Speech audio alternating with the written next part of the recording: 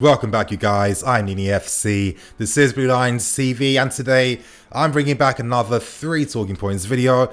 And in today's video, I'll be speaking about Ethan AMPADU's outstanding performance against Tottenham last night and what this means for his Chelsea future. I'll be talking about GIROUD versus MICHY and who's the #1 striker that Lampard has to use if Tammy Abraham isn't playing. And of course, to end things, I'll be talking about Mason Mount and his great performance against Man United and whether we're starting to see a new Mason Mount for the second half of the season. Anyway, you guys, how you all doing? I'm Nini FC. This is Blue Lines TV. And of course, if you like today's video, if you want to show support, then smash that like button. Help me go over 1,000 likes for today's video. And on this point, we get straight in with things. And of course, we need to talk about Ethan AMPADU because, wow, he really impressed me last night with such a classy performance against Tottenham in the Champions League. Now, when I watched Ethan play last night, one thing that really just surprised me so much was that this was actually his 7th game of the season. Now, it didn't surprise me because I already knew that. It surprised me because Ethan played with so much quality and composure against Tottenham that it's a bit of a shame that he hasn't got more game time this season. Now, of course, at RB Leipzig, they have great players in Konate, Upamecano, Orban, and other players in front of him. And naturally, with the context of Leipzig's season, them mounting a Bundesliga title campaign challenge, then naturally it means that the manager is going to favour the players owned by the club over loan players that he might not be working with for the following season. Anyway, Ethan got his opportunity last night, Nagelsmann playing him in the middle of a back 3, and after his performance last night, his teammates came out in so much high praise of the player, and of course Nagelsmann did as well, saying that he was outstanding and he put in a very adequate performance against Tottenham last night. Now let's analyse Ethan's game in even more detail. Against Tottenham, he racked up 108 touches, he had 98 passes, completing 93 of them, and with those passes he played, 40 were in the opposition half, 7 being long balls, and of course defensively as well. I thought his positioning was quite good for most of the game, and I thought when it came to his defensive one-on-one duels, I thought he came out on top more often than not. Now, one moment in particular that really just highlighted how much improvement that I saw in Ethan's game was his passing ability. Now, of course, we have seen Ethan's range of passing, but for me, I've always thought the accuracy hasn't been as good compared to other players I've seen. But I mean, since this time, Ethan's passing last night was on full effect, on full show. I was starting to think a little bit of David Luiz in that sense. You know, Ethan playing some unbelievable passes out from deep positions, finding the fullbacks in wide areas with great accuracy, and I love how he puts the dip and swerve on his crossfield balls. You need to play a pass like that with great pace, and it seems like Ethan's completed that part of his game, and it was really great to see. But I think the most impressive moment for me was in the final few seconds of the game.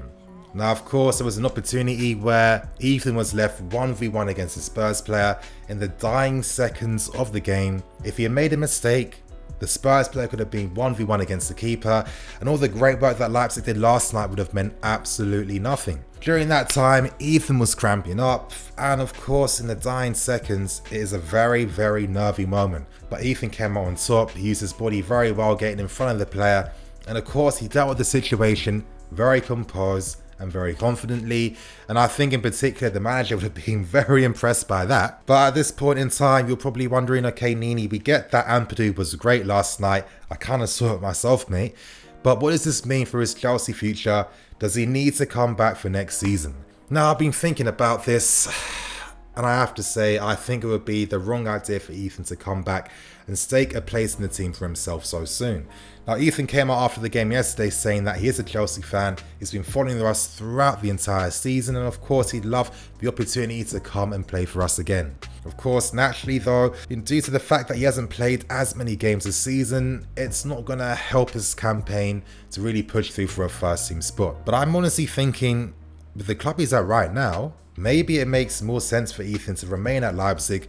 Hopefully they take on the offer to sign him on loan for another season, because in the summer I'm expecting a few Leipzig defenders to leave the club. Upamecano, Konate, these are players doing the rounds across Europe in terms of clubs being interested in these players. With AMPADU right now having the opportunity to play more games as the season does end, well, he could have a spot in Leipzig's team for next season already sorted and already ready for the player. Of course, working under the coach for such a long time means that the manager is only going to have more confidence in using you more. And of course, if you're putting in performances against Tottenham when you've barely played any games this season, then I think Leipzig is the best club for him to stay at. Now, we have to remember as Chelsea fans that, you know, for these young guys to get opportunities in the first team, it can't just be based on pure potential and talent only. For some of them it can be, but for others you have to show your excellence consistently over a season. AMPADU would naturally be even better if he has more games under his belt, and I think his next challenge has to be getting a first team spot at Leipzig before he considers anything he does with Chelsea. But you guys, of course, I'm going to leave this question to you in the comment section below. Do you think the club should take a risk and bring AMPADU back? Or do you think it's actually wiser for AMPADU to focus on getting consistent first team football before he considers playing for us in the future? You guys let me know below. And on that point, we move on to the second point for today. And I want to talk about Mason Mount before I end things with Giroud versus MICHY. Now, it was actually quite funny because when people saw the lineup for the game against Man United, it's probably the first time that people vouched for Mason Mount to start in that game. I was really surprised by that because I thought he was a player that most people doesn't want anywhere near the first team. Anyway, Mason Mount came on to replace Kante and he put in a very impressive creative performance. Now, he was very unlucky that the goals he created weren't counted most times or weren't scored, but that doesn't detract from the performance of Mason Mount in that game against Man United. Now, one thing that I noticed in particular in that game was that I wasn't seeing Mason Mount arriving in the box as often as he normally does. When you look at the heat maps, you see Mason in deeper positions, rarely attacking the spaces inside the box. Now, this does give some brief evidence to a theory I've had, but I think that of course Mason Mount is playing a tactical role for the team. He's not playing in his normal role where he is a bit deeper receiving the ball. And it seems like maybe Lampard's decided that he needs Mason Mount's creativity more and his attacking threat inside the box. And in the game against United, I really feel that Mason Mount demonstrated the creative abilities that he can provide for the team. Now, that cross that he played for Giroud right near the end, listen, only Reece James or Hudson-Odoi has the ability in this team to play a cross with those standards. The cross had amazing swerve, aim for the near post. You know, of course, it lost the United man as well. And when you have a player in Olivier Giroud who has excellent heading ability, well, it's bread and butter for the player. It seems like with Mason attacking the spaces from deep instead of arriving in the box, it actually meant that he had more opportunities taking shots outside the box. And that's something that I haven't seen too often from Mason Mount. And that's because most times he just doesn't have the opportunity to take any shots from outside the box.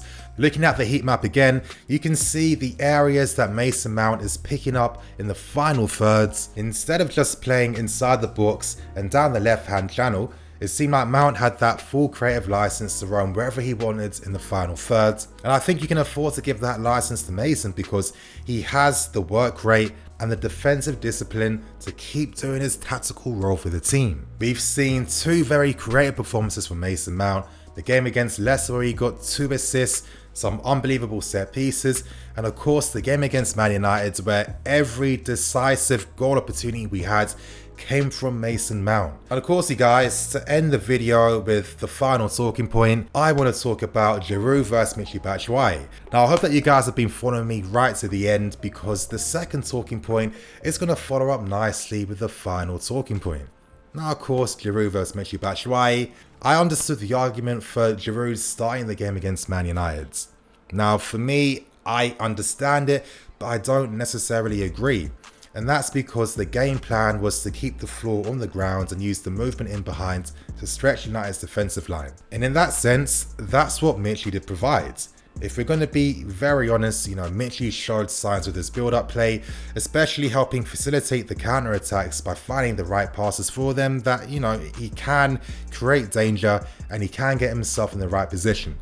Unfortunately, with the player's confidence being very, very low, his finishing boots weren't there at all. Of course, up steps Olivier Giroud, and he had a very good impact when he came on. Now, some notable things that you immediately see was our abilities to defend set pieces. Having Giroud with his physicality, his experience, and just how good he is there really helped us defend United's set pieces. And of course, Giroud used his aerial game to great effects in the final third as well, being very unfortunate and unlucky not to have his goal counted against United. Now, very controversially, with VAR, there is a limit with the technology in the sense that it doesn't capture as many frames of the game. Now, the controversy is, did Mason Mount actually touch the ball already before Giroud was in that offside position, or was it vice versa? If you're asking me, I think that Mason Mount obviously touched the ball before and Giroud was onside, and it should have counted. The context of the game would have been completely different, and who knows what would have happened then. But anyway, my argument is, who should play over MICHY versus Giroud? Now, we're playing against Tottenham on Saturday, and I'd have to say the striker I'd go for would be Olivier Giroud. Now, of course, with both strikers, they do have their pros and their cons.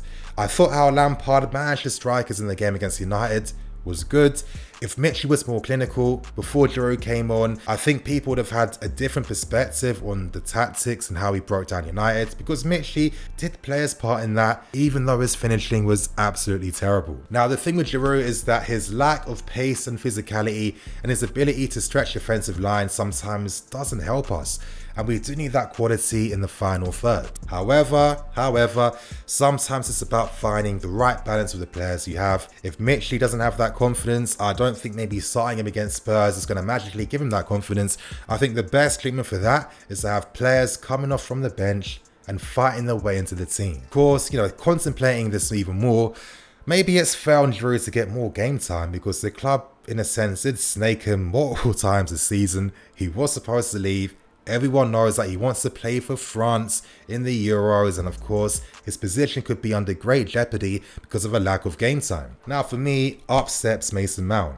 We saw that Mason was playing in a deep role against Man United, and with Olivier Giroud, he was a target man. Target men always need players close to them and players making runs off them. This is how maybe we could get the best out of Mason Mount and Olivier Giroud. Because with Giroud, we understand that he doesn't have the physical capabilities to stretch defenses, but with his pace, his hold-up play, and his experience, I'm starting to think the experience could be the most valuable thing we need. Now, of course, experience doesn't always guarantee points, but for certain small details in the game, it can really pay off.